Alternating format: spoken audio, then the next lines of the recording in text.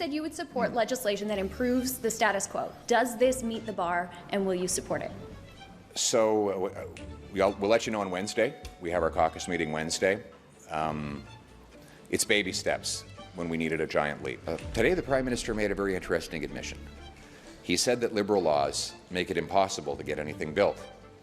And his solution to that is to allow certain politically favored projects to break those laws. So he'll say you can go around the terrible laws if you are politically favored. Why not just get rid of the laws? He admits that they are not needed to protect the environment, or else he would not allow any projects to go around them. He admits that they block things from getting done.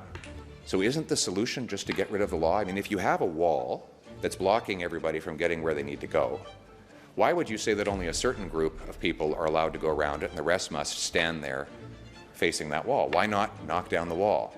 Thank you very much, everyone, for being here. A few words in English now. It's great to have Shannon Stubbs, our Shadow Minister of Natural Resources, here. We both ran on a platform of putting Canada first by unlocking our resources, our entrepreneurs and our workers to make our economy strong, self-reliant and sovereign. We also ran on bringing back the Canadian promise, where anyone who works hard gets a great life in a beautiful community and an affordable home.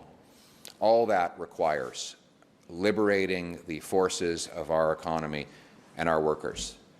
Unfortunately, over the last 10 Liberal years, our economy has had the worst economic growth in the G7. We've become more dependent on the Americans, and the buying power of our workers' paychecks has declined because Liberal laws block resource development. Despite having the most resources per capita of any country on earth, we're not meeting our potential, and the recent tariffs from the United States have turned that problem into a threat and a crisis. The Prime Minister said there was a crisis that required immediate action.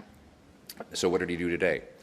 Well, he introduced a law that will have almost no impact on interprovincial trade. It's a small step, but it is breadcrumbs when we needed a bold move. A very small amount of interprovincial barriers will be eliminated by this bill, which is better than nothing.